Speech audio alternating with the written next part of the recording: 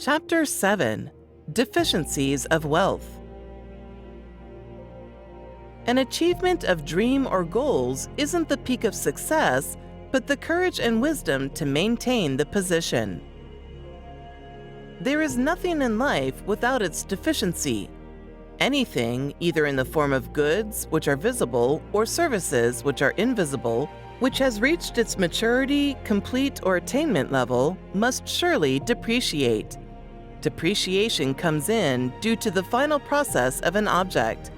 If an object is still in the transformation stage or ongoing process, we can't say it is depreciating, but rather developing. It is after a specific object, asset, property, or activities has attained its final stage of development that depreciation will occur. Depreciation, which is the reduction in the value of a particular thing, is a major deficiency to most activities engaged by people. Where the object created or result achieved is not adequately managed, such an action would hasten its reduction. Even the government, who is charged with administering the nation's resources for the satisfaction of its citizens, also participates in wealth creation. Wealth accumulated by the government on our behalf of its citizens is used for the construction of infrastructural facilities or social amenities and properties. These facilities, after which it have been completely mounted, as a result from public usage, will begin to demonstrate, decrease in value, or wipe out. Great deterioration in these amenities are controlled and maintained by the government through regular renovation and rehabilitation. If not, these infrastructures would drastically depreciate without serving the public for a long period of time. The deficiencies of wealth stem out of activities that do devalue wealth. Multiple streams of income built by everyone have. These defects need to be curbed in order to avoid the unwanted downfall of your great rich empire. The business empire, an idea or innovation which has given you reputation, honor, and integrity, deserve to be protected and tied down. Your ideas and innovations are not completed within a day. They are discovered through tremendous research with restless effort, hence must not be allowed to just slip away within the twinkling of an eye. There is nothing as embarrassing and painful as the downfall of a man. Before the occurrence of downfall, there is always a warning, a sign, and most importantly, gradual depreciation in wealth created. Many men take this with levity. Before some men could realize the deficiency of their wealth, it might go out of control. Moreover, prior to becoming out of check, it is imperative to put in place measures to check the defects. However, achieving one's goals or dream is not the final stage of success, but the courage and wisdom to maintain it. Achieving greatness that emancipates into wealth requires energy. Nevertheless, sustaining the actualized growth is more tasking and energetic. Wealth created is necessary to put under check by the creator in order to defect which decline growth wouldn't depreciate it drastically. Extravagancy. This is the most rampant among the deficiencies. It is commonly found among most of the wealthy, if not all. 80 to 90% of them fall in this bracket. Extravagance, as the act of spending lavishly on activities that would never yield a profit, does great havoc to wealth created. Truly, enjoyment such as leisure and the acquisition of material things for satisfaction are paramount. This is important because money is earned to be able to acquire most, if not all, good things from which pleasure is derived. An uncountable expending of available resources as a result of excessive availability of the resources will surely take the person involved back to the beginning. More importantly, deficiency will set in when the resources at hand are not being judiciously managed because one is intoxicated by immense wealth. I know you may be thinking that you don't spend extravagantly, but look around you. Your relatives, wife, or children might be a party to this deficiency. All these groups cited above constitute a loophole to wealth created, if not controlled. Part of income earned should continue to be reinvested in business for wealth to get sustained. Observation is expected of someone who has utilized his entire efforts, both physically and mentally, to build wealth.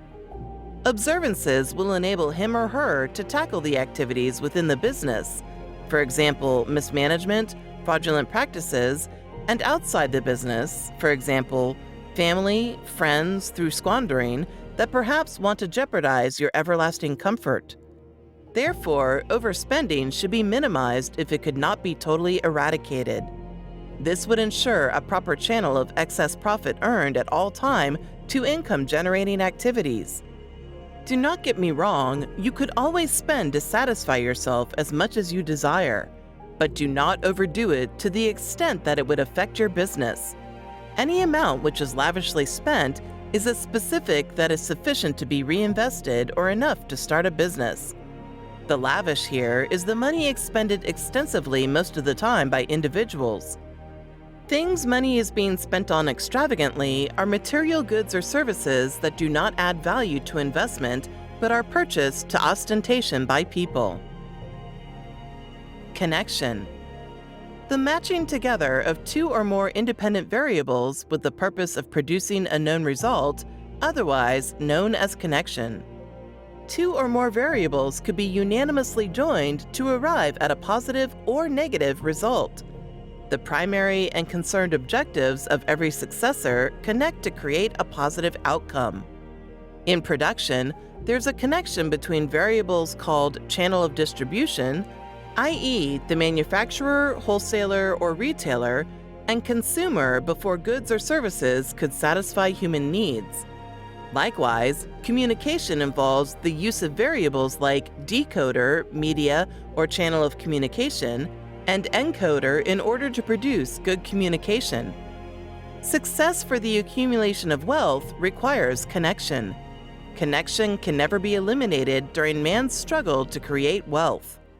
Different variables have been positively combined to achieve success variables like the desire to become rich, skills, experience, money or capital from saving, and others in the course of accomplishing your goals. Connection should not be left out after wealth has been created.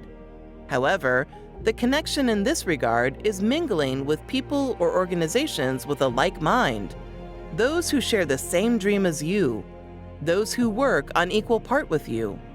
Any step away or outside this connection is a deficiency to wealth creation. Connection enables an individual or organization as an accomplisher to benefit and enjoy the support of others when the need arises. Benefits as a result of connection cannot be fully pointed out in this chapter because of its tremendous effects in business. Getting connected would make an existing firm become an influential one. Influence enables an organization to fit into the world of people of like caliber, which invariably opens opportunities for investment growth.